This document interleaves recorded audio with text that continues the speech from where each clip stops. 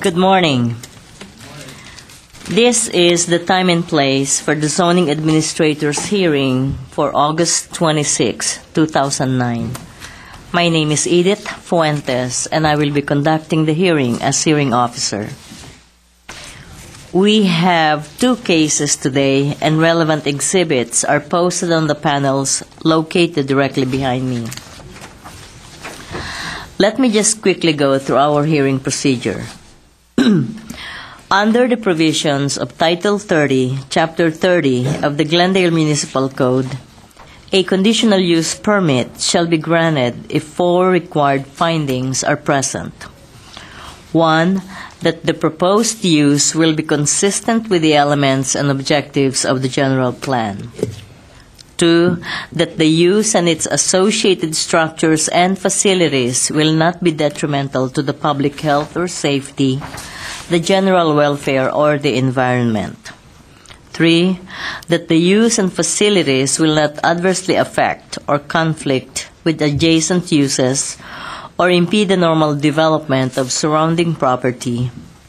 And 4, that adequate public and private facilities will be provided for the proposed use.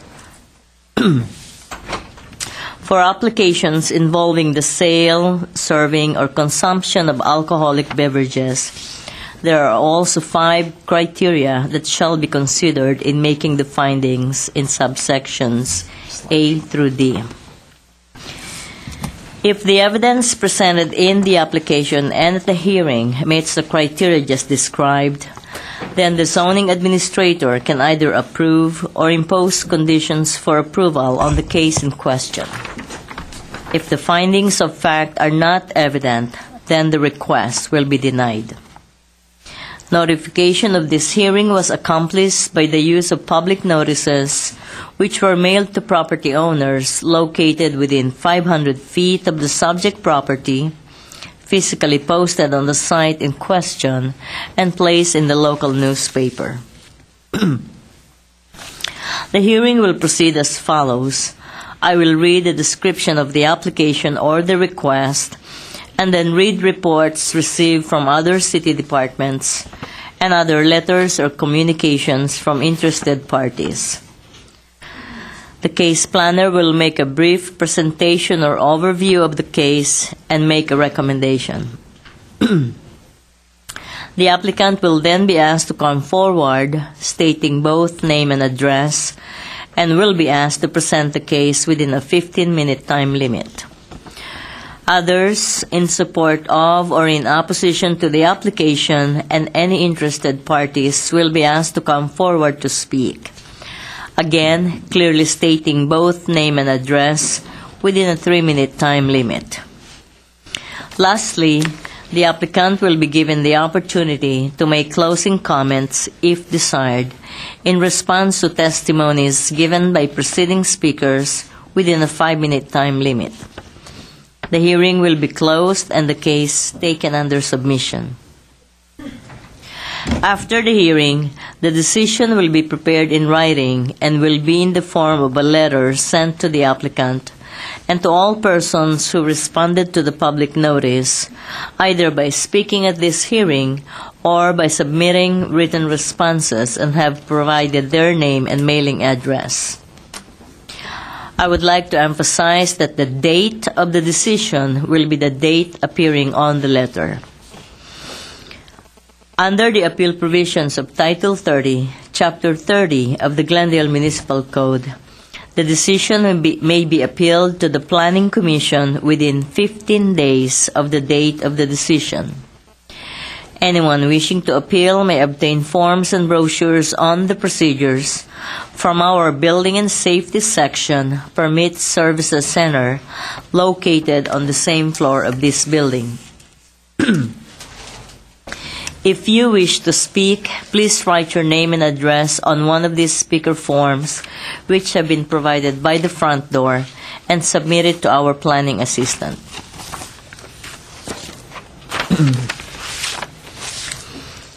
I would like to also inform everyone that the official proceedings of the zoning administrator's hearing are recorded on tape as part of public record.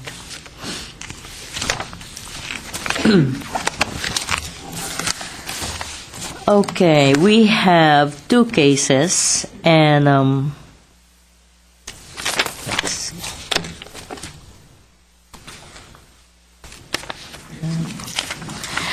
And what I'd like to do is, and if there's no objection to anyone, we only have one speaker on the second case.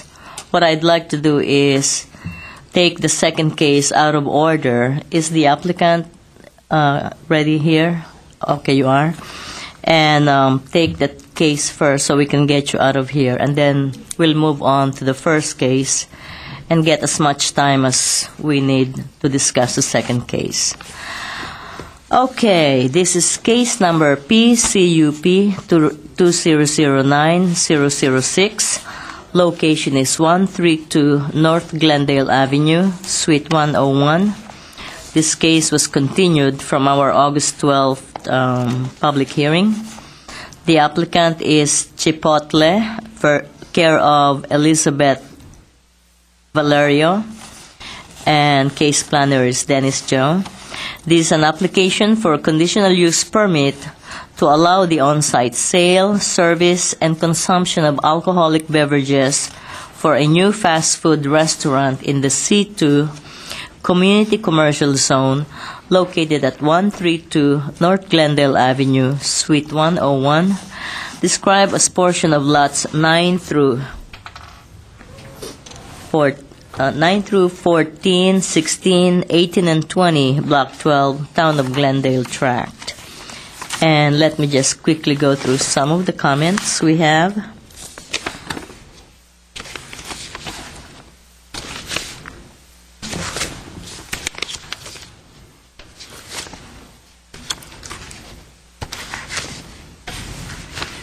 Okay, no major issues or concerns from any departments or communications. So, Mr. Case Planner, why don't you give us a brief overview and recommendation?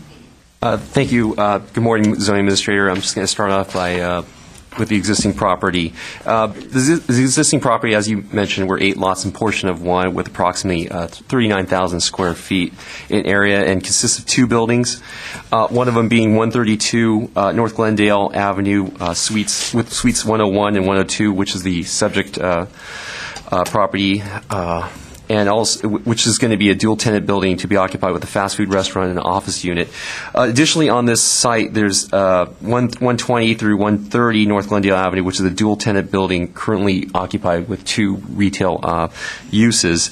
The background of this property for the entitlements, previously there was, earlier last year, there was a design review case for the building renovation, facade, tenant improvement, and facade remodel. There was a conditional use permit back in 2006 for the on-site sale, service, and consumption of alcohol beverages for the full-service restaurant, which was formerly known as the China Inn. Previously, also, there was a administrative exception for the total number of parking spaces being a minor amount being reduced for the new tenant space for commercial use, which is the Trader Joe's, to comply with ADA requirements. Staff analysis, staff doesn't feel that there's going to be any, as a proposal of this sale of alcohol should not require any new sales, new city services, harm public safety and welfare, or be in conflict with any existing or anticipated surrounding land uses. The addition of the sale of alcohol will not intensify any parking to any significant degree. The neighborhood services and police department indicated there were no report issues from the previous full-service restaurant. Additionally, the police department has indicated that the census tract for the subject address has 2 alcoholic beverage licenses, which 7 would be permitted. Various city departments have been notified of this applications. However, no major concerns were received. The previous full-service restaurant operated under a full alcoholic bar under the previously approved conditional use permit. The police department indicated there were no issues from that operation. Staff believes the proposed use will be less of an impact from the previous operation due to the fact that the application specifically specifies that alcohol will be sold in conjunction with a meal. Additionally, that Also noted on the application, alcoholic beverages will not be sold, served, or consumed on the outdoor patio. On to staff's recommendation, staff believes that all the findings can be made in a positive manner due to the project's small scale and the lack of impacts and the community benefit derived from the variety of land uses and services. Staff recommends approval for this conditional use permit. Okay. Thank you very much. And to present the case, Elizabeth Valerio. Yes, good morning. Just give me your name and address for the record. My name's Elizabeth Valerio from Valerio Architects. Address is 5858 Wilshire Boulevard, Suite 203, Los Angeles, California, 90036. We're the architects for Chipotle Mexican Grill. I'm here as a representative for Chipotle regarding our PCUP application for alcohol, on-site sale of alcohol. I could describe briefly the Chipotle itself. It's quick service, or what you call fast casual Mexican restaurant that is expanding into Southern California. I would say California in general. They're really the makeup of their restaurant, and the concept is really fresh, organic, healthy food made quick and casual for people that is affordable, healthy, and quick in an atmosphere that is conducive to what most sit-down restaurants would have. So, they're trying to sort of provide services not just as a quick drive-through, but something that people could sit, enjoy their meals, enjoy the high quality, and yet be able to do this in time. So, it's sort of ideal for lunches, a quick bite for dinner, and so forth. Their operation is actually quite straightforward. The menu items are limited, so they don't have too many menu items.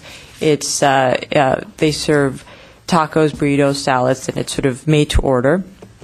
Their majority of their restaurants do have, or they do request alcohol, full service of alcohol. That's beer, wine, because they do serve beer, wine, and premixed margaritas. And so it will be a Type 47 ABC license. It does, though, and this is very, very percentage-wise in the gross of the restaurant, it's less than 5% of their sales. And one of the reasons that they like to maintain this is, their first model of the restaurant, this is sort of a service that they provide, and it was very popular with their core group of customers. And it sort of combines and goes well with, the concept of Mexican food, I guess, in the way they have it set up. They are very diligent about monitoring. And they do this all over the site. They're very diligent about monitoring the sale of alcohol. So they've never really had any issues at other sites in Southern California, so we don't perceive any issues at this site particularly. Hours of operations from 11 to 10, so they do close before, some malls actually close later than that. So it's just a set of hours that they don't really veer from. I guess I was a little confused. I thought it was we requested on-site sale, both interior and exterior, but I think you said we're not allowed to sell on the outdoor patio. No, that's. I just wanted to clarify. It was just taking that from the application, I guess. So you may want to clarify. Yes, because we, based on ABC requirements, if we do have a railing of 3 feet high or above, that we are allowed to sell to serve alcohol on site. So that was, I think, our request. I just want to verify that there was any confusion. So that was, I just wanted to clear that up. Okay. That was a clarification that we would like to make sure that we were allowed to sell on site, to serve alcohol on the outdoor patio in the enclosed railing area only. Okay. And that would be in conjunction. And we do agree, of course, that the sale of alcohol is only with the sale and consumption of food. One thing, though, also I noted was that there was an expiration date of 3 years, valid for 3 years. I'm not sure if that's something that is something we can... Well, on a first-time basis, we normally do a shorter, let's say 3 years to 5 years, and then on renewal, it's 5 years, 7 years. Until all the way to okay. like 10 years. Okay. So it's sort of a standard of okay. Kind of.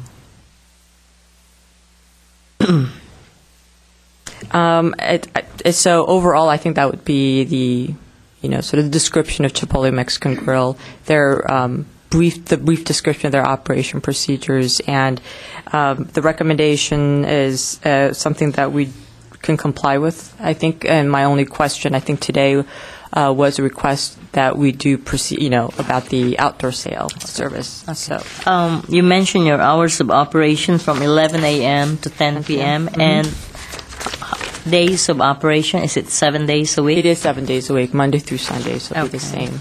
Do you have any idea as far as number of staff or personnel they have? They usually have, I'm trying to think, I would say 2 shifts per day, and the staff ranges between 8 to 10 staffs per shift. I think that it depends on the size. Sometimes if it's an area that requires a bit more, they may add a couple of more staffs, but on average. And this is a type 47? Type PC 47, license. yes. Okay. Okay. Well, you have a great location just across from City Hall. So. Yes, no, I know. We're very excited, Welcome actually. to Glendale. Thank you very much. Okay, and I have no further questions, so do you have anything else? No, I think that was it, and we're currently, in construction. I think we're very close to wrapping things up. I think our opening date is October or November? September. Oh, sorry. 7? That was our ideal, but That's why I'll be out of town, so mid-September. it's okay. We'll So see the sign, mid-September, I yeah. guess. So we're very close. So, and hopefully, I'm not sure how soon we could get the CUP approval wrapped up, but hopefully our target would be to provide it as soon as we Well, open. after so. issuing I normally would issue the decision letter within 2 weeks, Okay. but then there's a 15-day appeal Appeal period, period. just in case. Exactly. So I guess then that's the case. And we sort of knew that it wouldn't land on the same day of the opening, which we're fine with, but we would like to sort of get everything moving. So we're excited to be here at the hearing, and hopefully there won't be any, it'll probably be hopefully a service rather than any sort of nuisance. So. Okay, great.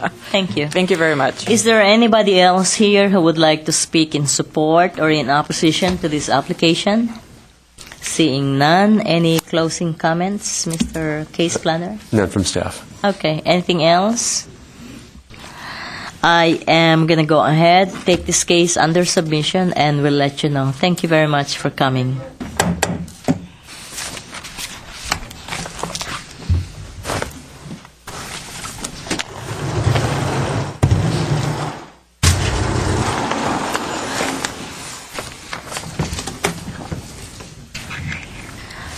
Okay, our next case is PCUP 2008-041. Location is 1650 Hasbet Lane. This case was continued from our July 29th public hearing. Applicant is Fred Dean and case planner is Brad Collin. This is an application for a conditional use permit to allow the construction of a new single-family residence on a 6.8-acre parcel with a slope exceeding 50% and grading in excess of 1,500 cubic yards, located at 1650 Hasbet Lane in the R1R Restricted Residential Zone, Floor Area Ratio District 2, described as Lot D, parcel map number GLN 1054. And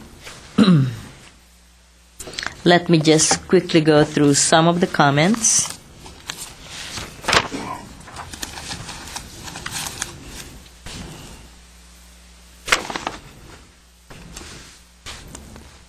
From engineering.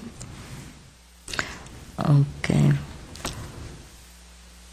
Some of their major concerns are like oak trees may be present on the site. Existing slopes above the proposed project may be subject to superficial slumping and sliding during the rainy season or with excessive landscape watering. The site is located within an earthquake-induced landslide zone as indicated in the California Seismic Hazard Zones map issued by the California Department of Conservation, Division of Mines and Geology. And as far as code requirements, the applicant shall have the project redesigned to have both cut and fill slopes no steeper than 2 feet horizontal to 1 foot vertical. The top of all cut slopes shall be provided with ditches. Show and label all existing easements on the property. The applicant shall remove the existing mainline sewer within the easement located on the subject property and construct a new sanitary sewer manhole within the easement on the property immediately to the south. The subject property will then be served by a sanitary sewer lateral originating from the newly constructed manhole. Applicant will also bear all costs involved in the city's quitclaiming the existing sanitary sewer easement on the subject property. Applicant shall also remove and rebuild all the asphaltic concrete pavement along Hasbet Lane and replace the same to city standard. Grading and drainage plan for the engineering division's review and approval is required. Method of discharge of all on-site drainage shall be approved by the city engineer.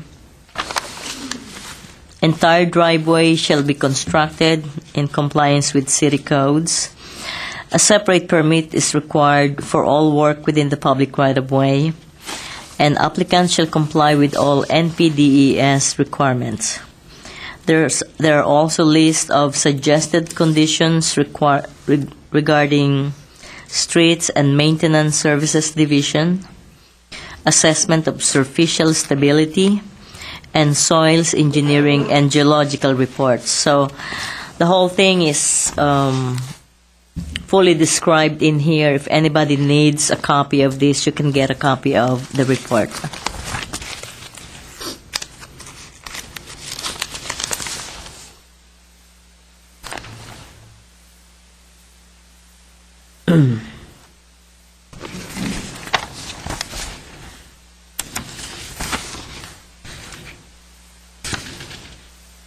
From Traffic and Transportation, they do not have any major concerns related to the project. However, they have suggested conditions such as adequate turnaround at the garage so that vehicles exiting the property are not required to back out onto the street, and engineering division to approve the driveway geometrics, gradients, and turn radii.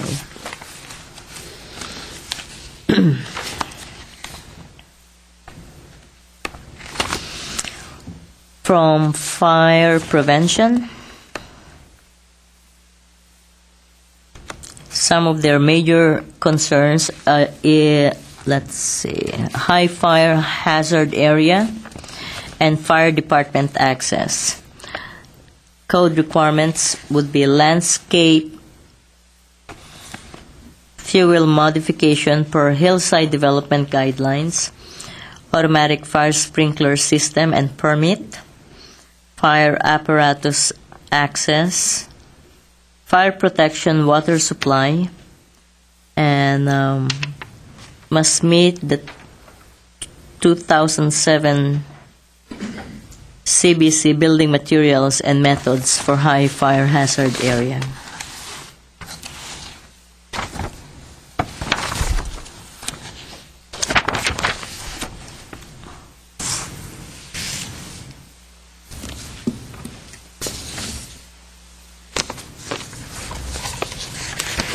From GWP Electrical Engineering, they do not have any major concerns. However, they mention the restrictions regarding the size of the electric service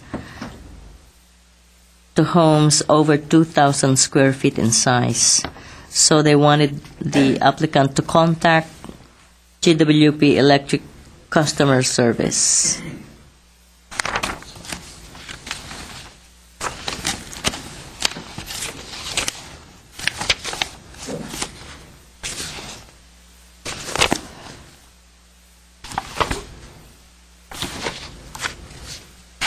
Okay.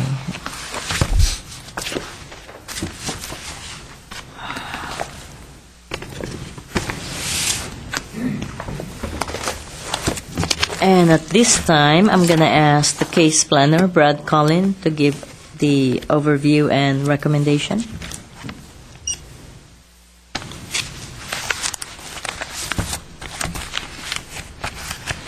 Good morning, Ms. Fuentes. Good morning.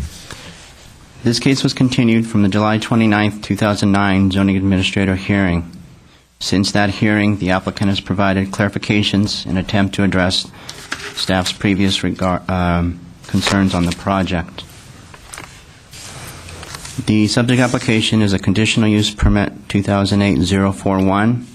It's a request from Fred Dean, who is the applicant, for permission to build a single-family house on approximately 287,930 square foot lot, which is approximately 6 acres, at 1650 Hasbeth Lane, located in the R1R Restricted Residential Zone, Floor Area Ratio District 2. The average current slope of the subject lot is 66.44%. The Glendale Municipal Code requires the approval of a conditional use permit to construct a single-family home on any property with an average current slope of greater than 50% in the R1R zone, and requires a conditional use permit to move more than 1,500 cubic yards of earth material. In this subject application, the project is proposing to grade approximately 7,494 cubic yards. On July 23, 2007, the zoning administrator granted conditional use 2007-005. The decision was appealed to the Board of Zoning Appeals, which heard the appeal on October 7, 2007. BZA neither sustained nor reversed the zoning administrator's decision, lacking 3 affirmative votes to take either action. Delma and Kurt Kirch and Jack Seption were the appellants at the time, appealed the zoning administrator's decision to council. The council conducted a public hearing on the appeal on March 4, 2008, reversed the zoning administrator's decision, and thereby denied the conditional use permit. The new application was submitted on September 26 of 2008. In this application, the applicant is proposing to construct a new 4,629 square foot, 3-story single-family house on the 6.8-acre lot with a frontage of 135 feet on Hasbeth Lane. As it relates to CEQA mitigated negative declaration, case number PEIF 2007-002, was updated and revised due to the reduction and change from the original application in the grading from 13,380 cubic yards down to 7,494 cubic yards. And the total export was reduced from 12,220 cubic yards down to 1,924 cubic yards. In addition, the proposed house is being proposed to be built into the hillside rather than being built on the graded hilltop.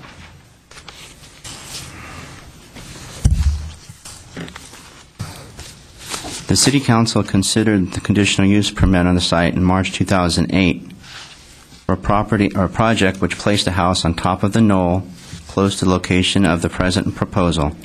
Council ultimately denied the conditional use permit due to concerns with the proposed length of the driveway, amount of grading taking place on the property, and placement of the house.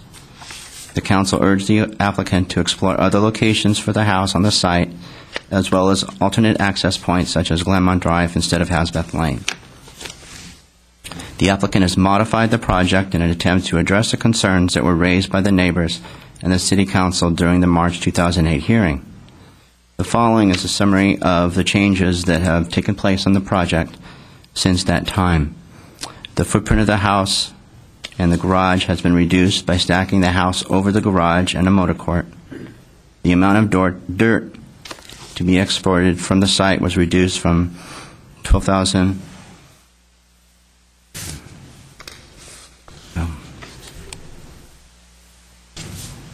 12,220 square feet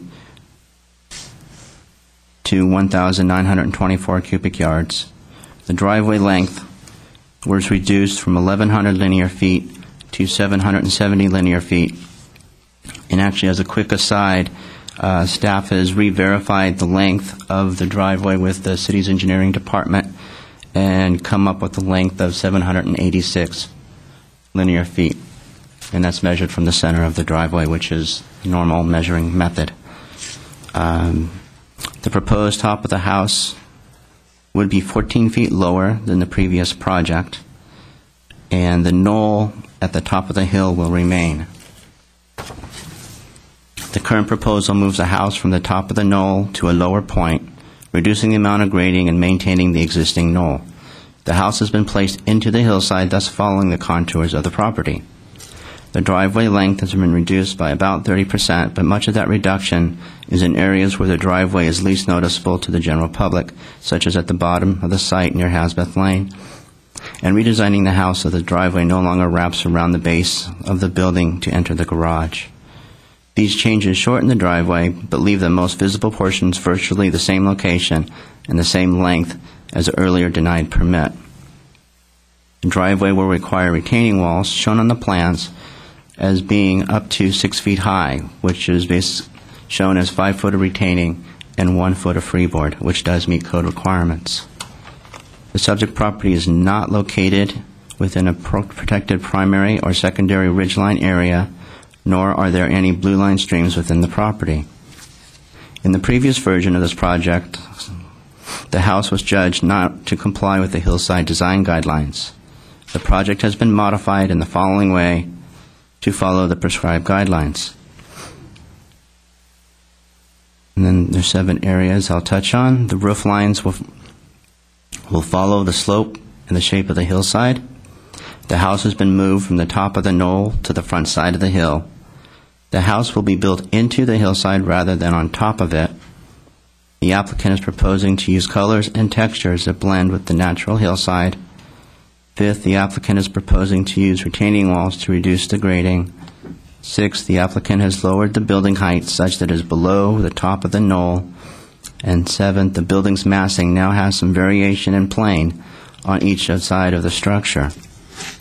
The land use element of the general plan calls this area to be developed with single-family projects.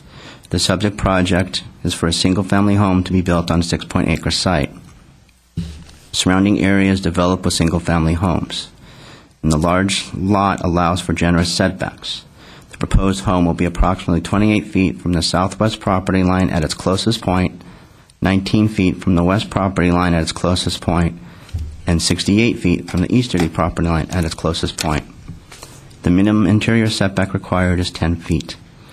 Based on the proposed setbacks and density, the proposed house should not adversely affect or conflict with adjacent residential uses. Staff believes that the applicant has significantly addressed Council's concerns about the amount of grading for the previous project and the impact of truck trips on Hasbeth Lane. Although staff believes that they have partially addressed the concern with alteration of the knoll and has been less successful in finding a way to reduce the driveway length and its visual impact on the hillside. Therefore, staff is recommending that the conditional use permit be denied. A revised mitigated negative declaration has been prepared.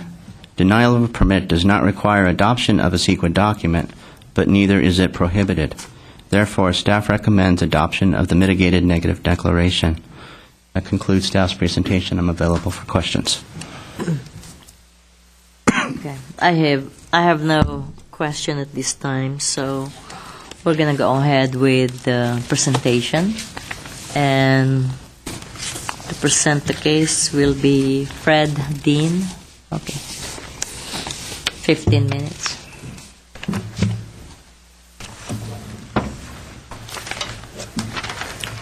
Do you have a copy of that report?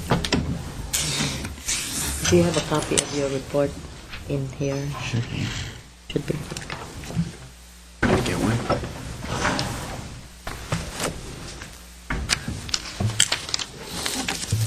Go ahead. I'm hoping to have some. Coming up.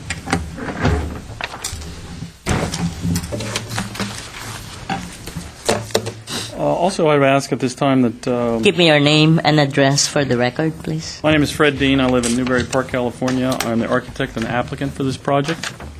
I am asking that George Bogosian, Richard Ramirez, and Larry Tyson follow me That's the one I directly. need. Excuse me. Keep going. Okay, well, I was hoping to have some a slideshow. Okay. So how do I control it? Brad, the one. We got it. Can that be used up there? Yeah, the mouse works at the podium.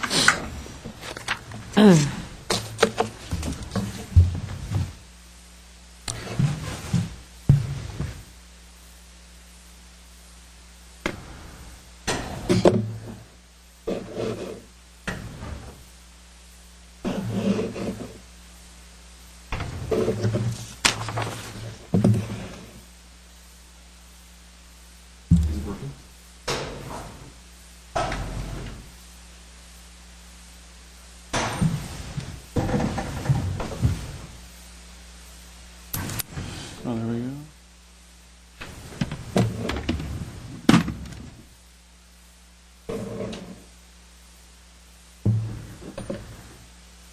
Fred, why don't we work it and you just let us know when to switch? You could once use the got it. keyboard, the up and down. Okay. You want to try using that right there? Or if you want to work it, that's fine. That's fine. I could do the same. Yeah, Either or. just Q. Sure. Okay, so this is the first slide. Okay, sorry. We are here to request approval of a conditional use permit for 1650 Hasbeth Lane. We understand that the purpose of the CUP is not to prohibit development, but to provide specific conditions to assure compatibility of the project with its surroundings. Two issues with this property for which a CUP is required are the slope. The average slope of 66% is an existing site condition for this property. Also, there is more than 1,500 cubic yards of grading, a necessity for access to the building site. It should be noted that the amount of grading required to develop this site is relatively small for the size of the site. We will show how the proposed project meets the objectives of the land use element of the general plan and the city's hillside design guidelines, and how the four findings of fact required for CUP approval are made. In this slide presentation, we will show the exhaustive analysis used to determine the best location for a house on this site, taking advantage of highest and best use of the property. We will also demonstrate the logic behind the only solution for a safe buildable site and the single access to that building site, given the various parameters of the property. So this first slide shows an overview of the Glendale hillside, showing the context of the neighborhood where the property is located. It is an R1R zone of single-family residences. This project is a single-family residence consistent with the land use element of the general plan for this area. Next slide. This is a Google Earth view showing the site in the context of the neighborhood. You can see the large 6.acre site in black, 6.5 acre site in black, and its relationship to the ridge lines above, and Hasbeth, Larco Way, and the Glenmont Private Drive. The project is not within a primary or secondary ridge line, which are shown in the red dashed lines. Here, slide 3. Next slide. Sorry. Oh, I'm sorry. Here we see a closer view showing the site in relationship to Hasbeth Lane, Larco Way, and the Glenmont Private Drive. You can see the site access via the public street on Hasbeth Lane in green, which is right there, versus the private drive access requiring easements, which are in red. Also shown is the proposed driveway from the public access off Hasbeth to the proposed building pad, which is this yellow dashed line. Next slide. This is a more detailed view of the site and its relationship to the public and private access. Here you can see the one point, here in blue, on the site that has public access. All other access points are at the end of the private drives requiring easements and variances. Next slide.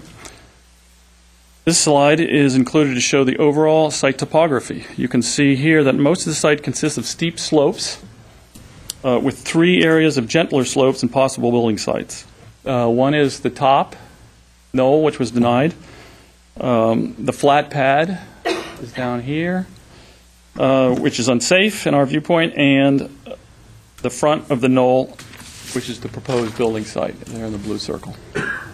Next slide. This slide shows 6 potential building sites considered. I will quickly go through each possibility. Next slide. The top of the knoll was the first site considered because it was on solid bedrock and offers a level building site. This site required substantial grading due to the long driveway and flat pad at the top. City Council denied this proposal in March 2008. Next slide.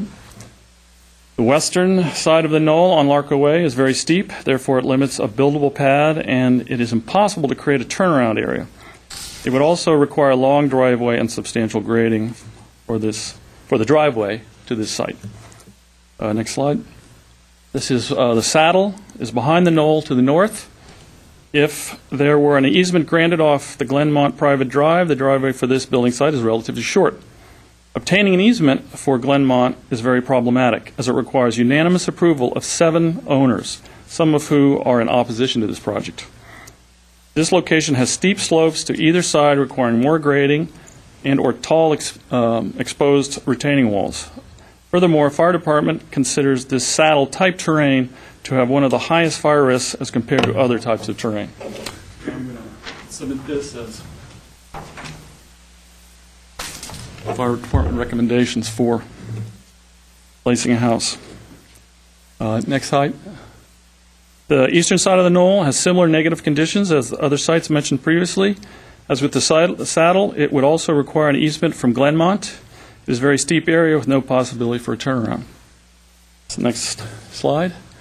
This is the flat pad. It was ruled out for several reasons, most of which have to do with safety. Flat pad is a fill site with up to 20 feet of fill. The geology of the site has geological safety issues, which Richard Ramirez will address shortly. It is at the center of a large drainage area, which is shown by all these arrows. One side is a 30-foot high fill slope to support the private drive of Glenmont. It is located at the bottom of a ravine with steep slopes on both sides. This surrounding topography limits the solar and wind exposure for the site. Next slide. Here we can see the flat pad and how it lies at the bottom of this ravine and the drainage with steep slopes all around, and it shows how it's in shadow for a significant portion of the day. Next slide. So this is the building site which we came to feel was the best. It's on the front of the knoll and was determined to be the best because it has stable geology on bedrock. It has a gentler slope to build on. It is lower on the hillside and clustered to other existing homes. It has the best views, best solar exposure, and best exposure to prevailing winds.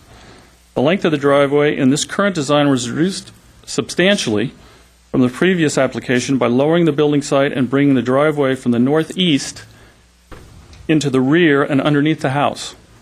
This arrangement eliminates the driveway wrapping around the southern portion of the knoll, cutting its length and removing what we see as the most visible part of the previous driveway design. Next slide. This slide shows the location of this building site from Central and Arden. One thing to note here is that none of the streets, such as Glenmont Private Drive, are visible from this perspective. This is important because we believe the driveway access to this building site will be similar with no visual impact. Next slide.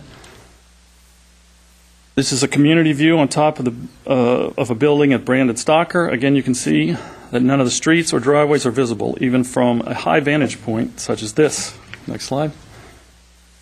Here are the same vantage points of the proposed. Here, the same vantage point shows the proposed house in place.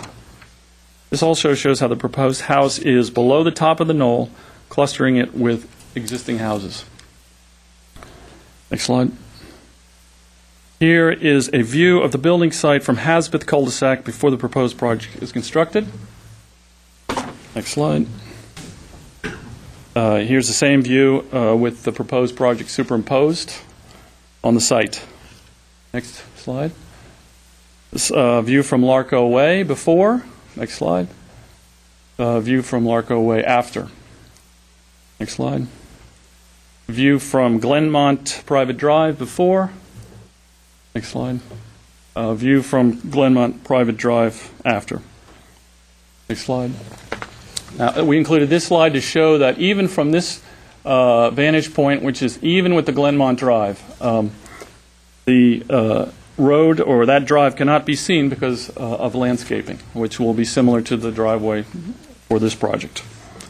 Next slide.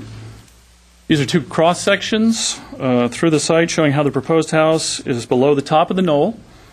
The north-south section also shows how the proposed house is closer to and clustered with existing houses below that are off Larco Way on the bottom. Next slide. These next few slides will show how the proposed house design conforms to the hillside design guidelines. The first slide shows that the house has pitched roofs rounded to mimic the existing terrain. These roofs have been stepped back to break up massing of the home and follow the slope of the hillside. Next slide. This slide shows how the top of the house will be below the top of the knoll, how the building's massing has significant variations in plane on all sides of the house, how the upper floor has been set back from the lower one, and how the roof lines follow the shape of the hillside and the knoll. Next slide. This slide shows how the retaining walls are designed along the driveways to nestle the driveway into the hillside and reduce the amount of grading required, also in reducing its visibility. There will be indigenous planning employed to cover the exposed portions of the retaining walls, both in front of and overhanging the walls. Next slide. This slide shows a comparison between the current 2009 and the previous 2008 projects. It shows a significant reduction in the length of the driveway, total cut, grading, and dirt export, etc. This is in direct response to previous concerns of the neighbors and the City Council. For instance, driveway length, we have reduced it 30%. Perhaps I should correct that and say 29. That's a little bit. And then total cut is reduced by 70%. Total grading reduced by 54%. Dirt export reduced by 84%. House footprint has been reduced by 31%. Even the square footage of the house has been reduced by about 5%. The floor area ratio is 0.016. Lot coverage is 0.017. And the landscape area, a significant portion of the land remains untouched, about 96%.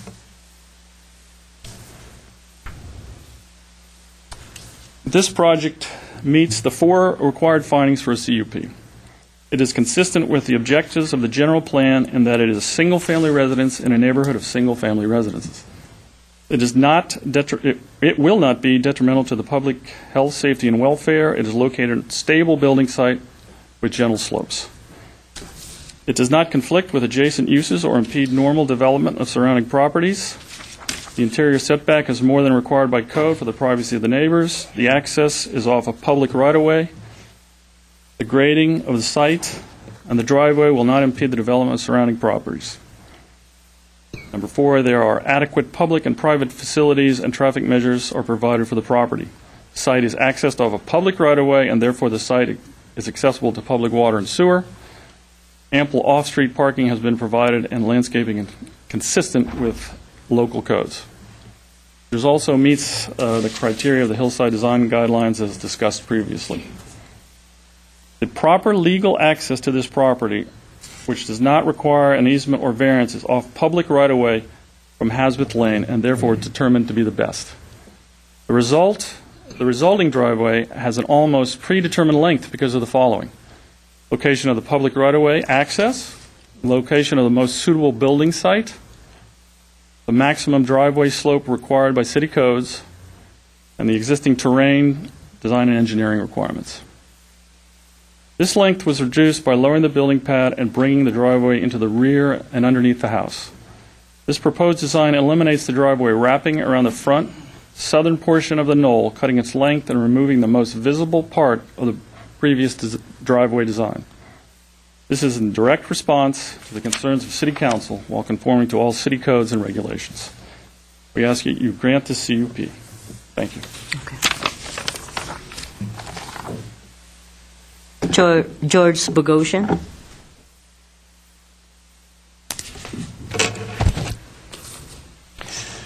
Good morning, Madam Chair and city staff. My name is George Bogosian of Bogosian and Associates.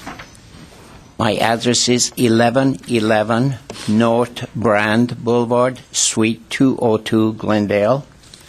I'm the civil engineer of this project, and Fred Dean almost has given everything that I have to say except as a design engineer. I like to point out if the major concerns here, which was stated by the city staff, is the length of the road. I like to explain that more detail. And also, again, I like to reiterate this several points. Number one, that this project, what we have designed, meets all the criteria of zoning, planning, engineering requirements of the city, and we are not requesting any variance of any kind. And in fact, this project before you is merely for the requirement, the CUP is for being over 1,500 cubic yards of, in excess of 1,500 cubic yards, which is actually, we are asking 1,924 cubic yards of dirt to be exported, which is like 425 cubic yards in excess of what we are allowed. So therefore, this is a minor size of dirt moving for a hillside grading of this type, as we have seen in many projects in this city. The number two of the CUP, as you know, this project is over the average current slope is over 50%. It is 66.4%. That's the main criteria here that we are talking about. And to make this project more clear to everyone, the neighbors, concern of the neighbors, the architect has designed at this point to make certain that the design of this house or the development meets all the requirements of the city planning and zoning, etc., and hillside, especially hillside guidelines. The location of this project, if you allow me a couple of more minutes, the location of this project is one of the major concerns. If I can show you, if you would allow me to point out on the map. Have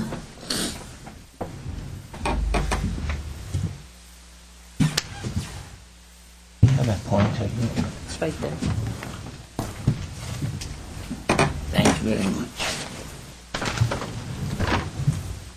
As you notice, the location selected in here, it was not just by accident or by having a higher elevation of any kind. I could have set this, a location of the house in this area or in this area, which is the only area that you would think the shortest distance to create a house, residential house, here or here or where we have. At this point, we are 1-to-1 slope. Up from here on is 1.5-to-1 slope. This direction, and this direction. It's all 1.5-to-1. and we must meet the zoning requirements. There is no way you can create any pad in this area, all this area. So it's eliminated. The reason why this happened to be at this corner, because if you notice with larger map, as it shows, the contours bends like this. Entire contours. That's the reason that we are able to create a pad in this area. The number two of which we have no choice. If you look at it, these are the existing homes, this area.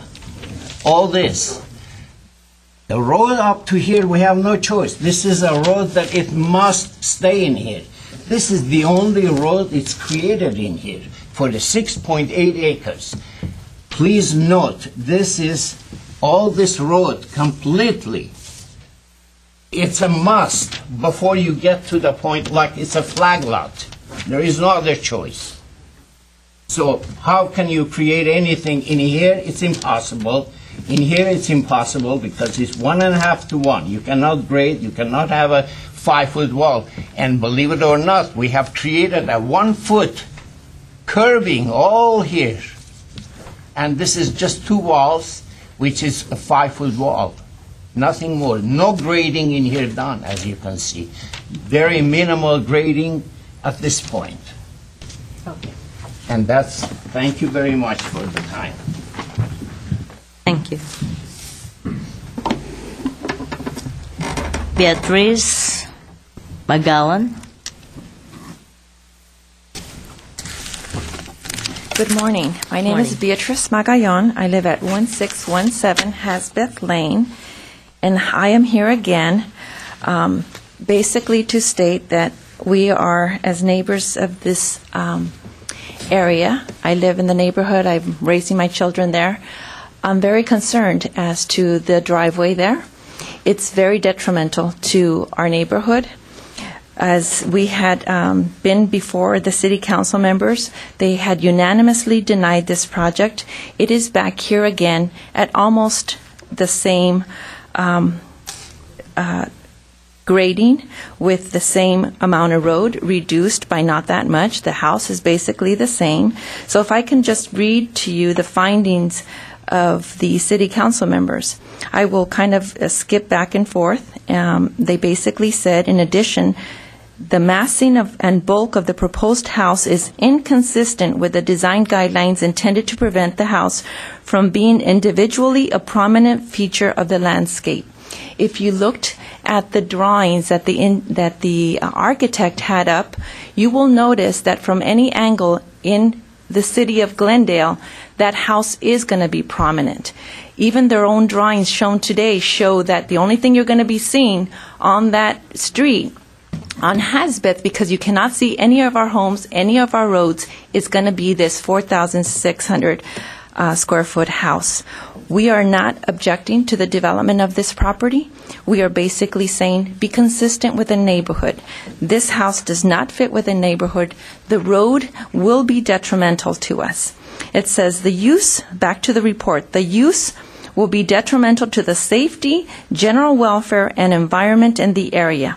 The council further finds that the construction of an approximate 1,100-foot road, maybe 900-foot driveway, is detrimental to the public welfare because of the substantial amount of grading required and disturbance of the natural hillside terrain.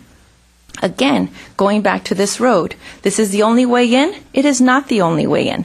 The applicant does not want to get an easement from the people on Hasbeth nor from the people on Glenmont. She keeps saying that she has no other way. She has a way. She doesn't want to come in through Hasbeth Lane because they're going to restrict her to one house. Of course we're going to restrict her to one house. We didn't buy a house in the neighborhood so that we can be having about 6 other properties there. The other thing that the councilman basically said, and I'm going to quote him in our hearing, was that he had asked if she would agree to a covenant point blank if she would agree to a covenant to one house and one house only on this site, and she said no. That's exactly what her intentions are. Her intentions are to build this private road so she can get to her property and then build other homes.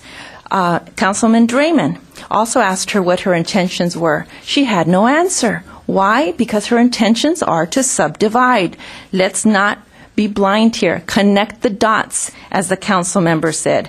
You don't pay $2.5 million to build a road for one house. That's exactly what he said. You don't spend $2.5 million to build a road, spend $1 million to build a house, and expect to get $4 million for one house in this area. That just doesn't happen.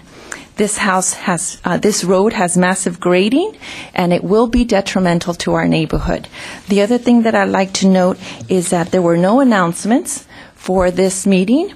Her announcement was only 2x3. I looked at city guidelines, and it has to be 3x4. So if you're going to be enforcing, people to put announcements, I would say go see it. There's nothing there, and the announcement that's there, it's on a 2x3. No announcement by the city has said that there's a road. That's very negligible. The road is actually what we're fighting. We're not fighting the development of a house. We're fighting this road because it is detrimental to all of us in the neighborhood. I would urge you to put on your documents that there is this road, because that's what actually is going on here, a road to a subdivision. Thank you very much. Pamela Sellers.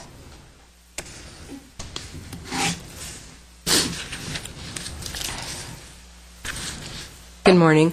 My name is Pamela Sellers, and I live at 1592 Glenmont Drive on the private street that abuts and is right above the subject project. My husband, Martin Burke, is unable to be here today, but he joins me in opposing the current plans for development of the property for the reasons set forth in the staff report. Although the location and configuration of the house has changed somewhat and the length of the driveway has decreased somewhat, the issues regarding the driveway have not changed. The decrease in length has come about only because the road no longer loops around the house. The part of the road from the public street on Hasbeth following directly underneath Glenmont has not changed in length or location. So our concerns remain the same as they were when the project was first proposed and ultimately rejected by the City Council. Our concern about the average slope, which is still 66.44, is considerably greater because it is considerably greater than the acceptable code levels. Building this road will entail massive excavation and construction. Multiple retaining walls will be built along the entire 786-foot length. Mr. Dean proposes building a series of retaining walls to conform with the 5-foot maximum height. These walls would be across from the existing homes on Hasbeth and cut into the steep slope that supports the homes on the private section of Glenmont. Any failure of these roads would be catastrophic to the residents of Glenmont because the narrow street is our only access to our homes. As anyone who has been on the private section of Glenmont can attest, the condition of our street is already precarious. We are also very concerned about the potential danger and disruption to the area from such a huge project, which I believe is still estimated at taking 2 years. For all these reasons, we support the staff recommendation to deny the CUP. Thank you for your consideration. Thank you. Anthony Sarnecki.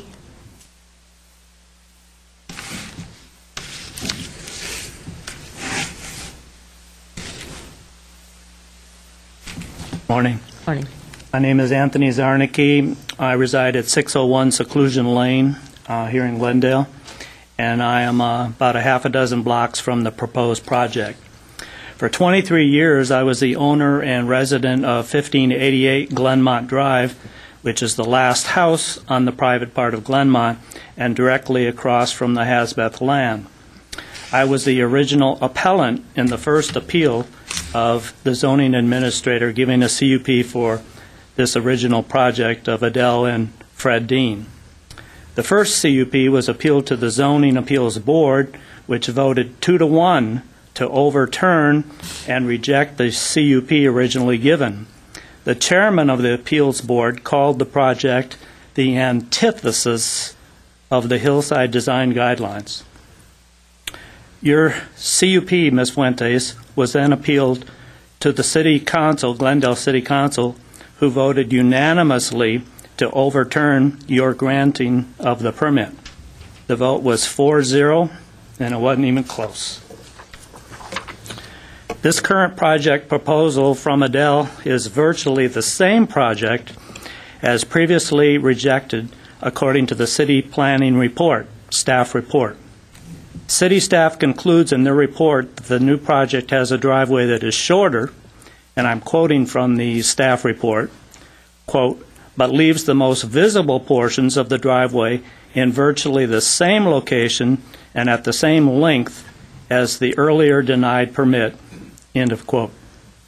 The first go-round of Adele's project wasted an incredible amount of city staff time and cost heaven knows how much in city tax dollars. Your granting of the first CUP never should have happened. The current CUP application should be denied following the city planning staff recommendations. I'm sure staff has spent countless hours of city time to reach their conclusion to deny this application. As the staff report states, this project application does not meet the intent of the hillside design guidelines. Adele needs to find some charity in her heart and donate this land to be kept as open space to the city of Glendale. Take her tax deduction and move on with her life. Stop spending the city of Glendale's tax dollars and bothering the neighbors on Larco, Hasbeth, and Glenmont. I miss my house at the end of Glenmont, but I do not miss being bothered by Adele, pounding on my door, phoning me, emailing me, and coming up and down private Glenmont Drive like she owned it. I'm here to support my former neighbors and here to support the city staff report that recommends a CUP application be denied. Thank you. Thank you. Ana Cuadrado.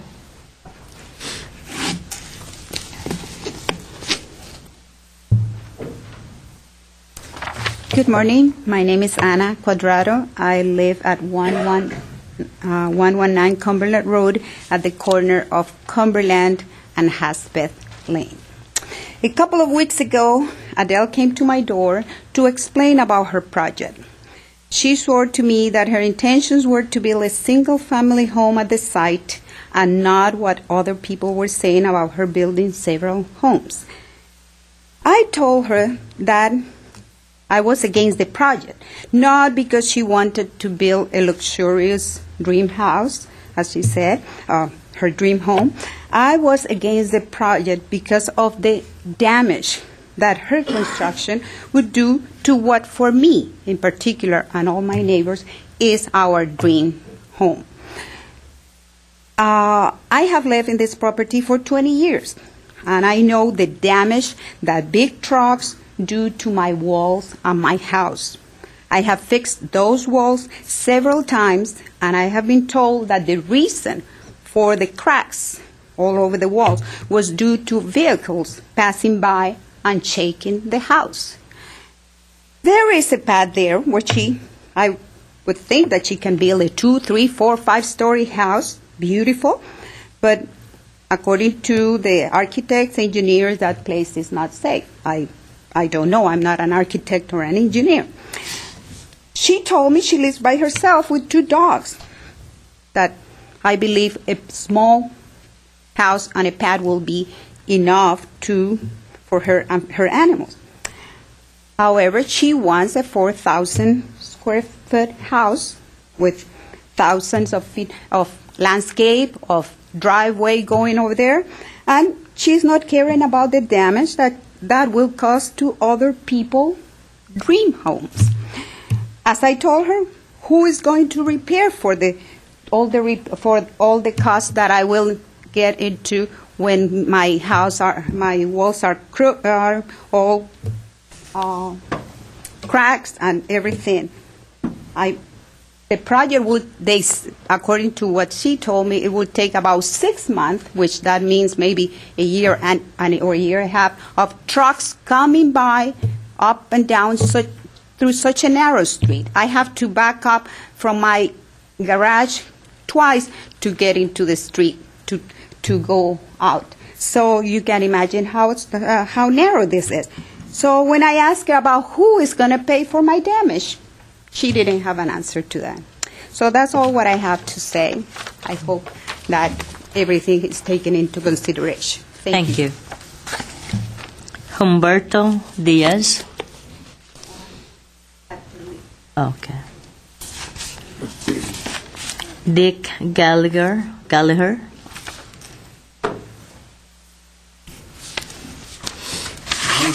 My name is Dick Gallagher. I live at 1641 Asmith Lane.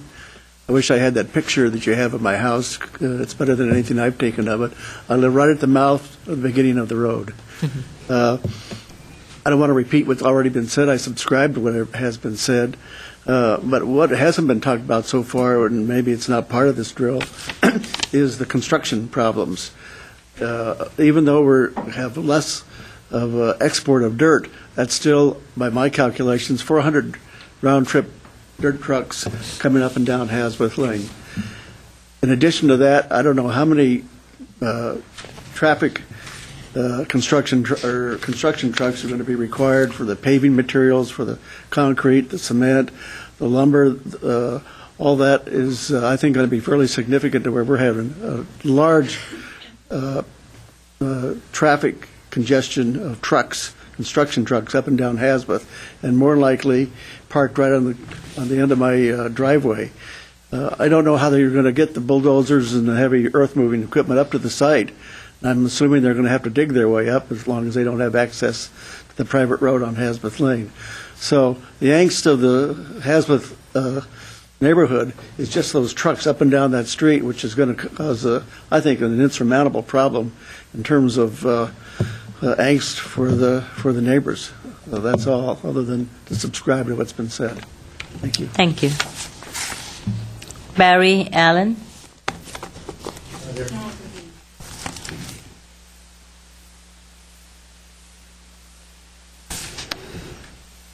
Elsie Anderson. Good morning. My name is Elsie Anderson. I live at 1677 Larco Way. I've been there for 54 years, so I've seen many, many, many changes, mansionization of homes, the hilltop loaded with new homes. But when you begin to take away our mountains that are part of Glendale, I feel we have to stop somehow. And I agree with all the other things that have been said too, but we do want to look at some mountainside rather than more driveways and retaining walls. Thank you very much. Thank you very much.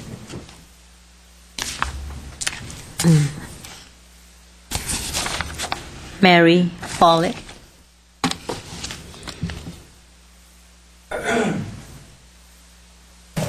My name is Mary Follett. I live at 104 Darrell Drive. My home basically overlooks Hasbeth. So what you're talking about on this driveway would be really right in front of my house. I would see this ugly thing. But the other reason I'm here is that we're here again. The road into the hillside is the same, especially cut right underneath Glenmont. The cutting in the hill is going to destabilize that hill. Even the architect said that this is a drainage area. How are you going to support this hill, this road, as you're developing it?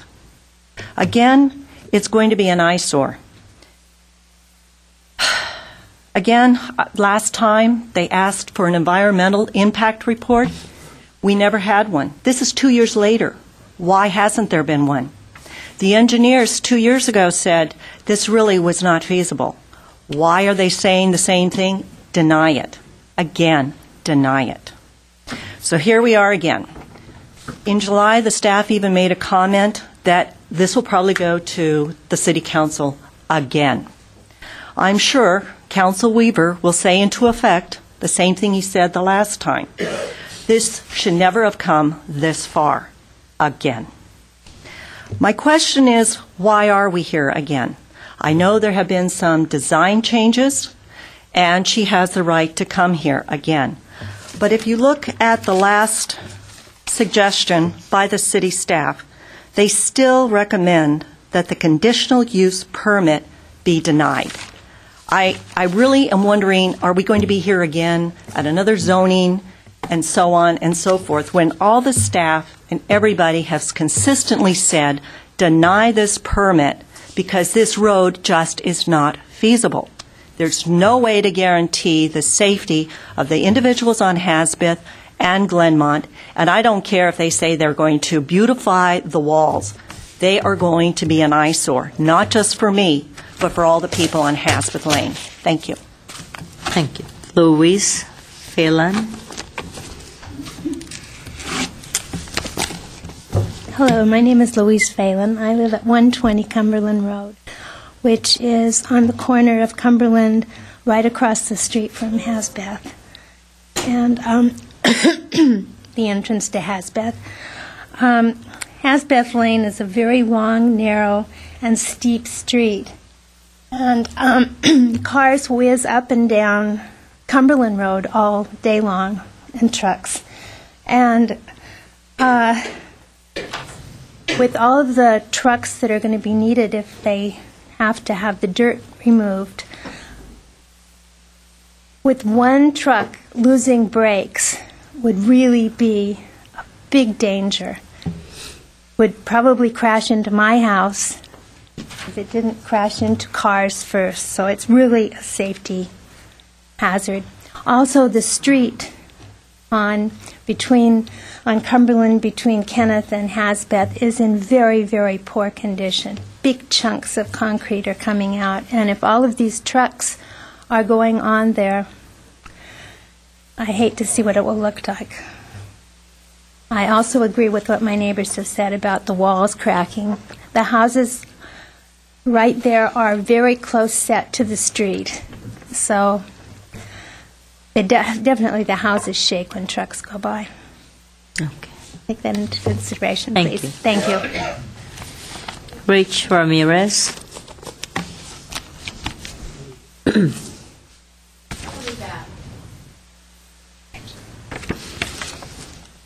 Joe Mandoki.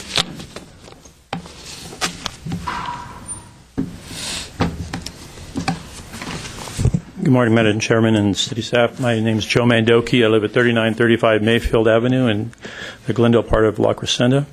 I've known Adele for probably over 30 years, and this has been her dream project for the last 20 years.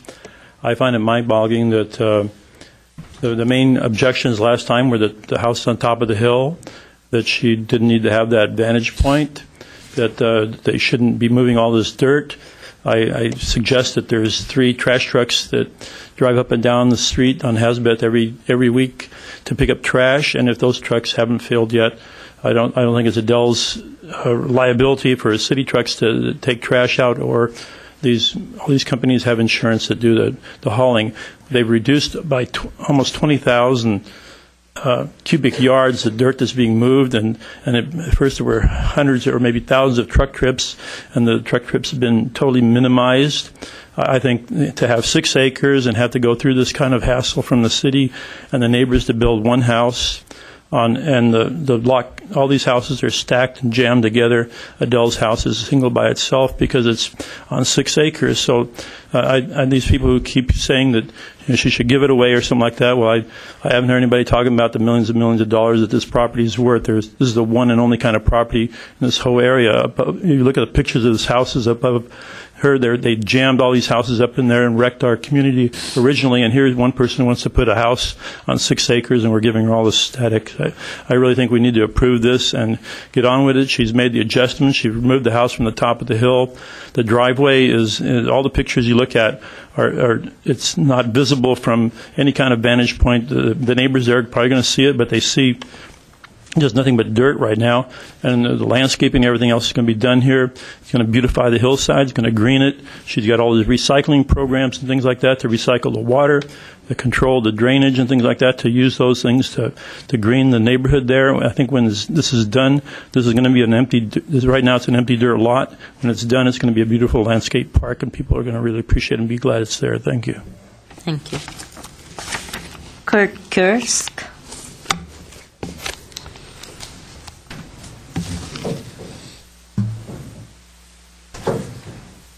Good morning. Morning.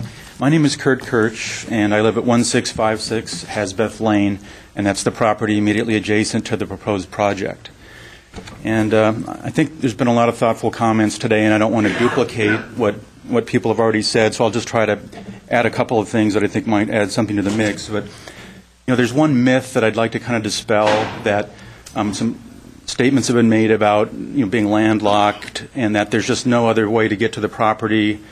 And, if you look back, when this property was purchased in 1989, this was one flat pad with a road leading directly to the property with sewer, water, utilities ready to go. There's a manhole cover right there. That was what was purchased. I think the myth is that that was never an option, and that the only use for this land is to have a home up in the hill with a 200-degree view. Anything short of that is deemed to be impossible. And there's perfect access to that flat pad as it is right now. Nobody would have problems with that. And I think the notion that it's not possible, as the applicant's engineer stated, it's impossible to build without that separate private driveway. That's not true. And in fact, we had discussions with the applicant about granting an easement so they could go right up to the pad and avoid that road. And I think the big thing here is that road is detrimental to the neighborhood. That's been the finding of numerous educated bodies governing this process, and that there are still other alternatives that would be much less negative impact on the community. So there's options here. I don't know if there's a genuine desire on the part of the applicant to fully explore those options, because we had some discussions. I thought we got real close, but there was not, in my opinion, enough effort made on the applicant's part to find a better solution for the community that would have far less impact. She can get a beautiful home without having a nearly 800-foot road with multiple retaining walls. And, the comment was made, well, you don't see the road from the freeway from South Glendale. Certainly, because you don't live there. If you live there, we're going to be surrounded by retaining walls. All this dirt that's not being transported, where is that going? It's going on the pad above us. And what will be containing that dirt? More retaining walls. So we'll be living surrounded by concrete retaining walls, which reflect sound, reflect heat. And the road is the big thing. There's other options here that I think deserve exploring. I would congratulate staff's diligent work on this. I think they were fair. They pointed out areas of improvement on the project. They also pointed out areas that haven't made enough improvement. I agree with their opinion to deny this application, and I appreciate your consideration on this matter. Thank you. Thank you. Delma Kirks.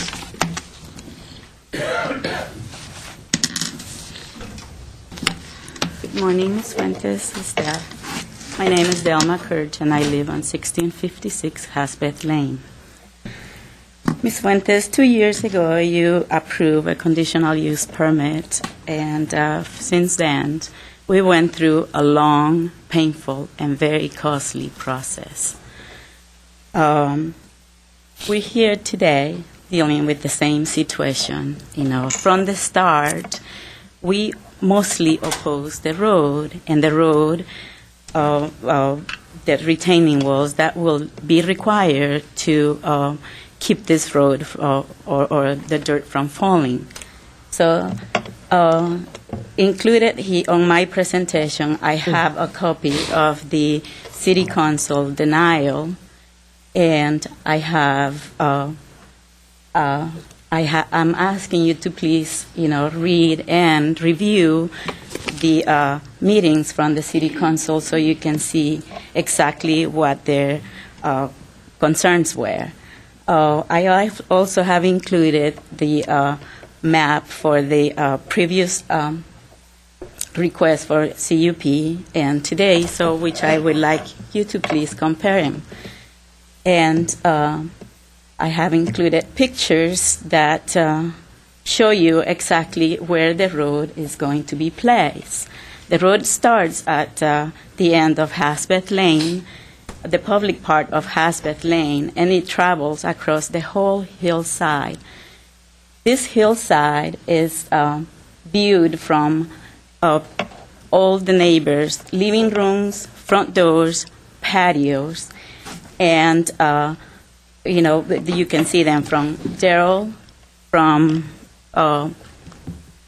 Hasbeth, and from Glenmont Road, or from Glenmont Drive. So I realize that there's going to be beautified with landscaping and stuff, and I wonder, is landscaping this horrific retaining walls the solution for this problem? I don't think so. I think we need to carefully review the effect that this retaining walls have on the visual part of the hillside and take the recommendation of the staff report and deny this conditional use permit. I think the applicant has options to cut that road in practically nothing if she's really willing to work with the neighbors. Thank you. Thank you. Philip Keller.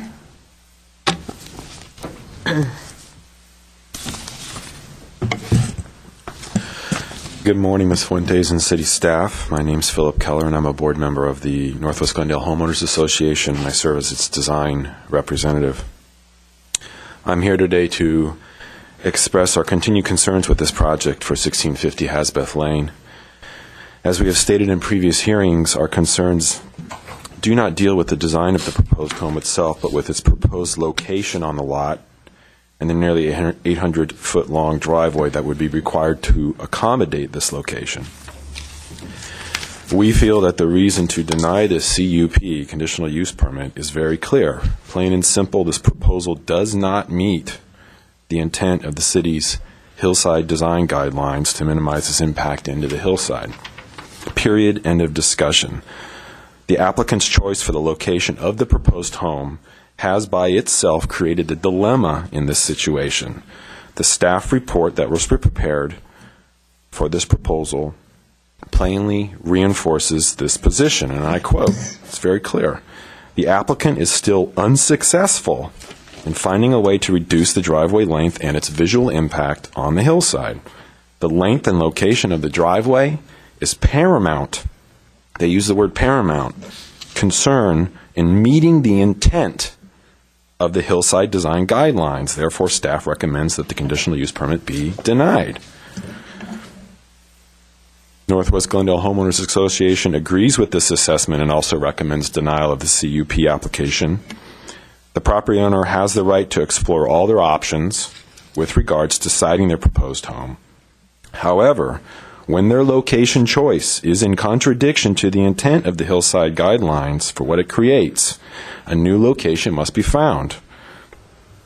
We are not against development. We want Adele to have her dream home, but we want it to be done in a responsible way that does meet the intent of the hillside guidelines and respects its impact on the neighborhood. Thank you. Thank you.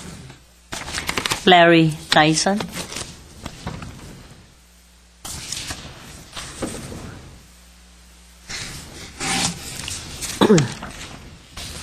Good morning. My name is Larry Tyson. I'm the landscape architect on the project. I want to let you know that I do have extensive experience in hillside developments. I'm very familiar with Glendale's codes, hillside design guidelines as they apply to the landscaping. And so that's what I wanted to talk about today. There are two sections in the hillside guidelines. There's hillside guidelines for grading and home placement. And there's landscape design guidelines. And this plan my landscape plan does meet the landscape design guidelines. I also wanted to point out there is a substantial portion of this lot that will be left untouched and native. Also, I talked last time this was up here about the existing wildlife and how we're providing enhanced environment for the wildlife. We're also making efficient usage of the irrigation water through the use of drought-tolerant plants. Also, I wanted to note that this proposal provides fire access to the site that is currently lacking and provides enhanced erosion control and slope stability. This is a very unstable site as it is now. This project does, as I said, meet the intent of the hillside landscape guidelines, and my professional opinion is that this driveway will be visually recessive in this landscape. Once the landscape matures, this is achieved through screening and tree shading of the driveway. That's all I have. Okay. Thank you.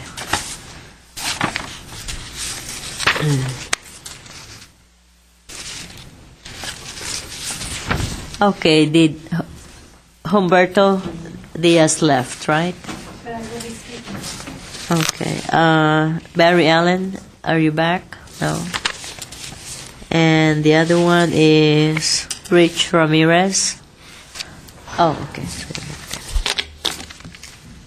Last call for alcohol. Last call for green cards, speaker cards. Thank you. Go ahead. Good morning, Ms. Fuentes. My name is Richard M. Ramirez, and I'm a licensed engineering geologist and a licensed geologist in the state of California. I'm testifying as an expert in hillside development I've been doing this, although I'm retired now, but I still have a license. I've been practicing for the last 35 years. I've been following this project for quite a long time, as you know, 4 or 5 years ago or more or longer at various meetings, simply because it's I know it's a challenging project. It's very interesting from a geotechnical perspective and a grading perspective. So I've kept up to it, and I've reviewed all the reports and all the city files and so forth. I'd like to point out that the present design is a very substantial improvement of the previous designs. I think it's approaching the optimum. I have been advising the applicant and suggestion and advising her pro bono, by the way, on how to improve the siding of the house, and I recommended that she lower it and make it partial subterranean to not only to improve stability but also to minimize the visual impact. But I'm not here to testify regarding the visual impact or anything like that. I'd like to point out a couple of things. The city engineer report that you quoted did point out that the site is subject to mud flows and facial instability, according to the state seismic hazard maps. I'd like to point out that, as you know, on record, there are soils and geological reports prepared by California Geosystems. I think there's at least 2 renditions that have addressed the complete stability of the site. The stability is not an issue, although the report will have to be updated to address this new alignment.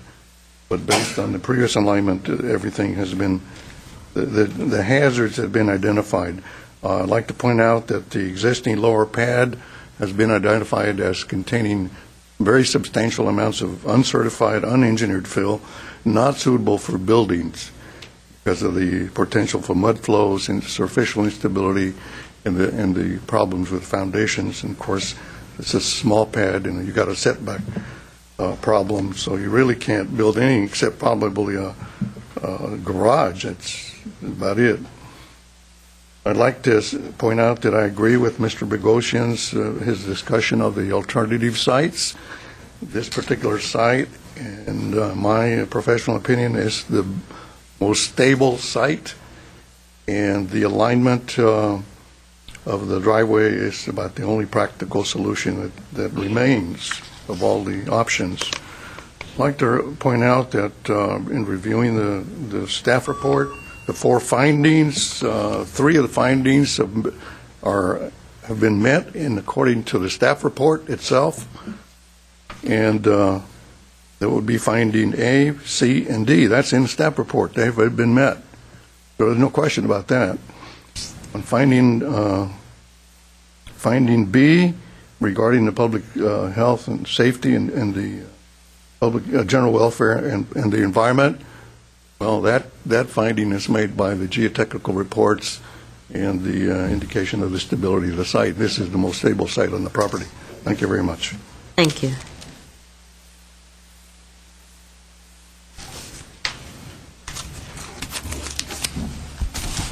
Patricia Phillips.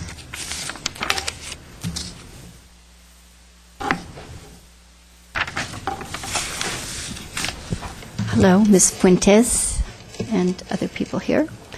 I just would like to say that... Give me your name and address. I'm Patricia for the Phillips. record. I live at 809 East Duran. Okay. And I've heard these discussions for a long time. And when I drive up Brand and I see, in the daytime or in the nighttime, I see this hillside with all these homes and other homes, and then I see this big gap. And I've often thought how sad it was, just this big hole there. And now we have an opportunity to have an architectural digest type house there and a beautiful surrounding. And I just think that it's time. It's time for us to get on and build this house. I think the house will be built, and I think the easiest way to do it is if there's a reason why it can't be built now, state it. Let the applicant adhere to that and move on. Because it's just I agree with other people, it's gone too long, but I agree on the other side that make it possible, explain what needs to be done, and go for it. Thanks. Thank you. Irshad.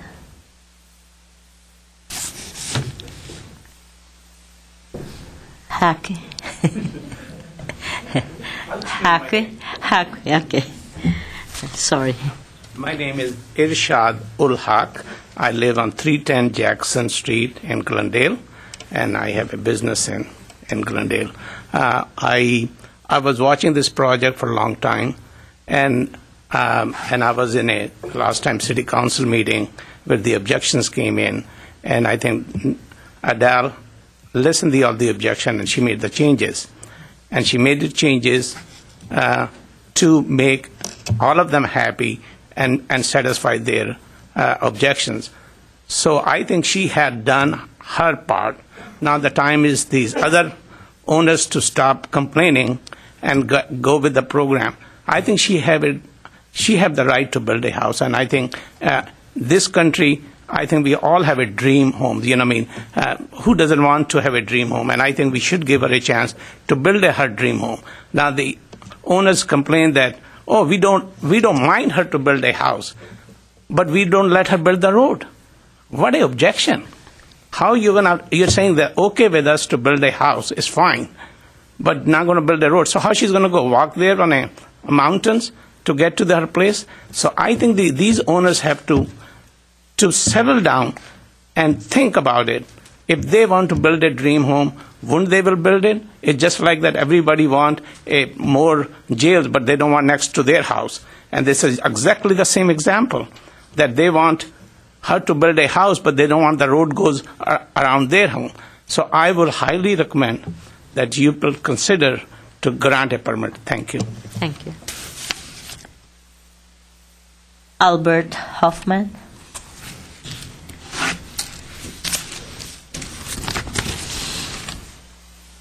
And Zoning Administrator Fuentes and staff, my name is Albert Hoffman. I live at 3252 Castera in Glendale, and I'm here to speak in favor of this project. I initially was opposed to it when it first came out a couple of years ago, and the applicant has done a great job on redesigning the home. I think it's a beautiful home, The neighbors, I don't know what they're complaining about. I went up and looked at the property, and there are some atrocious homes around the hillside there. I mean, these things look terrible. I don't know how they ever got approved. Pardon? Well, I mean, but the way they live on stilts and this stuff. I mean, if those are dream houses, oh my God, you're having nightmares. Anyhow, you know, they are. They don't look good at all. Now, apparently they object to this here, but it's, you know, your dream house doesn't look good as hers, okay? She can have her dream house. Anyhow, the driveway could be landscaped, the whole place, the whole property now is just a barren hillside. She has no access to that. If the neighbors would cooperate, maybe they could come up with a better driveway or something that would be less retaining wall. But I remember Councilman Weaver in the initial hearing at the City Council saying, why don't they move the dirt onto the property? There's a lot of property, and he recommended some changes, and I believe she's done that. As far as I understand, the volume of dirt that has to be taken out has been significantly reduced. And I think from what I've seen in the neighborhood and around, this home would be a very attractive addition and to all the neighborhood to see. And if I'll take anybody up there and look at these homes that I see that I believe are just, some of them don't even look safe to me. I wouldn't even want to live in them. But anyhow, I believe the project should go ahead. It's been around a long time, and I believe she's done her part, as the previous speaker said, to make it work. And I think it's up to the neighbors now to be a little bit more cooperative and make this a good project, because it will improve the site. Thank you. Thank you.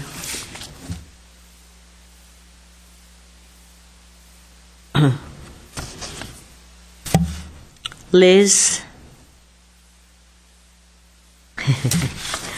Barker-Darian? Yeah, it's Liz Barker-Darian. I live at 2738 Sleepy Hollow Place in Glendale, which is also a hillside community. I just wanted to make the point that all of us as homeowners, we're very conservative when it comes to protecting what we have. But I think we need to respect the rights of the other property owners, whether it's land or physical property. There's a lot of places around in all of those hillside communities where people own land that may not yet be developed, but they still have the intention of developing those properties at some point. We bought our property and paid additional monies to have a view, but that view is not protected. And every day that view gets smaller and smaller, whether it's because of adjoining properties or because of landscaping that's growing. So that was my point, was that I just wanted to say that we need to be respectful of other people's rights as well as our own, and not be, I mean, the issue of trucks and things coming and going is not really relevant, I don't think, in terms of development. Otherwise, we'd just shut down the whole city in terms of development, because somebody has to suffer that as the development is going on. And also, I think the issue with the idea that there's going to be a subdevelopment there, to me, seems extremely unlikely. Any development that goes on there has to go through this same process, so the chances of anything like that happening are virtually nil, because the planning department and the hillside development particularly is getting more and more conservative as time goes on. That was what I wanted to say. Okay. Thank you. That's the last speaker card that I have, and I just want to mention, I cannot do that. Did he give you a written statement, or you can submit it and just for the record, go ahead and mention, let me just mention that I have a petition in support of the application from Rafi Giogelian, initially signed, and then it says only if the permit is granted for only one residence with a deed restriction. Ms. Fuentes, also 2 letters that staff received in opposition recently to the project. Okay. And then the other one is from Well, she was here. Pamela Sellers was here. So, and let's see. Since Humberto Diaz is not here, I'm going to go ahead and accept the written statement, that if he has given you a written statement, but I cannot allow you to speak for him. So, just for the record.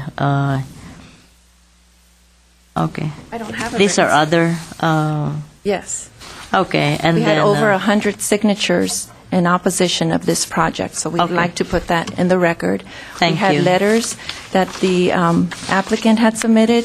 Those letters have been overturned by the same people because they were basically not told, they were not she was not forthright in telling them about the project, so they basically wrote letters Thank you. to object to the first letter. Okay, so thank you very just much. for the record, I have 1,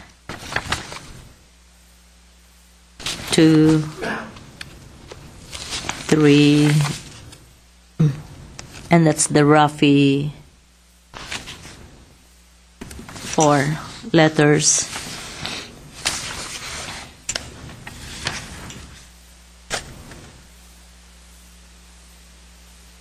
Rescinding the previous endorsement of the conditional use permit. Hiroshi Masuko, Rafi Shahinian, George Tomasian, and that's the other Rafi Gudjelian. And also I have petition.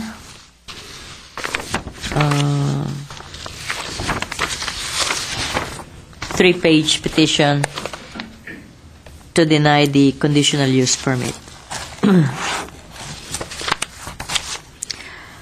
Okay, closing statement from, who's going to do the closing statement?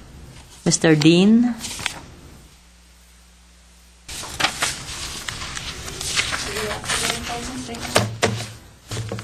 Excuse me, Miss? Do your neighbors also get a closing statement? No, I'm sorry. It's just we're going to be here until September most. You have 5 minutes to do the closing statement. So whoever, it could be the property owner, it could be the applicant, whoever wants to use it, you can do it. Okay, 5 minutes. Okay. Again, my name is Fred Dean, architect. And also, we'll have George Bogosian speak a little bit, too. 1 minute. For 1 minute. It doesn't matter. You have 5 minutes, so divide it accordingly. Okay. Again, I want to disagree with the visibility of the driveway. We feel that we've eliminated the most visible portions on the south face of the knoll. We, again, have shown that only one house can be built on this site. So there is no subdivision planned or possible. The driveway retaining walls will actually act to stabilize the hillside supporting Glenmont Private Drive.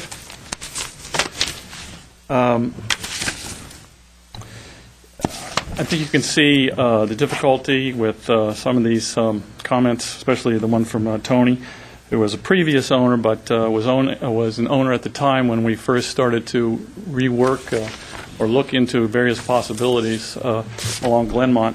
You can see that how they adamantly oppose any construction along this of this site.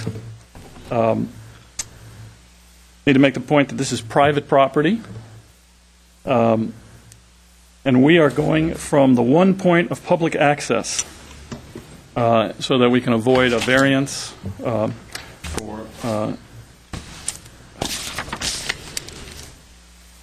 an easement. This lot was created as a flag lot with the access from that public road, and we are working with that access. And this site was chosen because, again, the building site itself was chosen because we believe it's the safest site. George. Again, for the record, George Bogosian, the engineer of this project. I like just to reiterate one important point that it was brought up just to satisfy some of the oppositions that I heard regarding subdivision. I like to make this point. important fact as a subdivision engineer, the way this is designed. If this is approved, there is no way to subdivide this land again to any more than just one lot as it is. Therefore, because it's only 11-foot driveway, to subdivide, you must need at least 15-foot each driveway must be. A flag pole must be 15 feet clear minimum You're talking in about order the to be width used. of the driveway? Pardon me? Width of the driveway? The width of, not the driveway, the width of the flagpole must be 15 feet. But the driveway, there is no way you can create any driveway here more than 11 foot that I already did. If I could have done 12 foot, I would have done it. 14 feet, I would have done it to make it easy. 11 foot was maximum I was allowed. I mean, I could create this road. No more. There is no more subdivision here if this is approved, 100%. That is the important fact that I wanted to say for the benefit of those who think that there is a future subdivision. There will never be one. Thank you very much. Sign a covenant. Excuse me. If you have any more questions, Madam Chair. Okay. Well, I was saying, if you're saying the 11-foot wide driveway would only allow one house on the property and there's no other way to subdivide the property? There is no way to create another 11-foot or 10-foot driveway. There is no way. Because of the slope, the reason, again, the length of this driveway is more than 50% of the driveway is just to cross the 3 homes we have. Because there is no other way you can enter into the property. The 3 homes that I showed you, by the time you cross these 3 homes, you have already passed more than 50% of the driveway we have created in this design. Okay.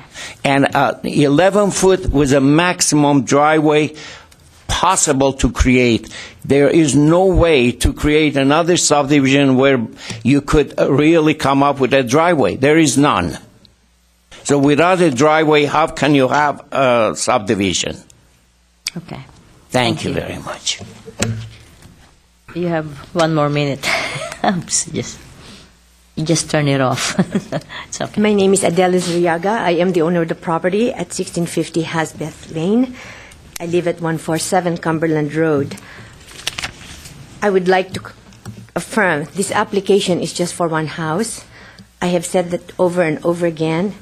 It's all I want. It's all I intend to do. And as you have heard now, it's not even possible to have a subdivision, which I really didn't care about anyway because I never wanted to do that. I also wanted to point out that, I did get some neighbors who support the home. And, of course, I found out, I was away for 2 weeks, I found out that the same people who have signed the support letters were told that I was lying about building only one house, that I wasn't forthright about it, that I really planned to have a subdivision or build more houses, more than the one now. So I gathered that's why, in fact, one of them I spoke with and said, this is why they are rescinding their support letter, because I wasn't truthful about saying that I plan to do a subdivision. So again, I want to affirm this is just for one house, and that's all is going to be possible forever. I am not going to sign a deed restriction. I am a real estate broker. I know property rights. I value property rights. And I compare it to having kids. Just because I cannot have kids or do not want kids does not mean I will sign and give up my uterus. This is a property right. I don't care if I ever exercise it. I will not give it up. Thank you. Okay, and with that, Ms. Luzuriaga, would you mind filling out one of these speaker forms? With that, any closing statement from staff? None. Nothing. Okay, I'm going to go ahead, take this case under submission, and thank you all very much for coming again. I'm closing the public hearing at 11:30 in the morning.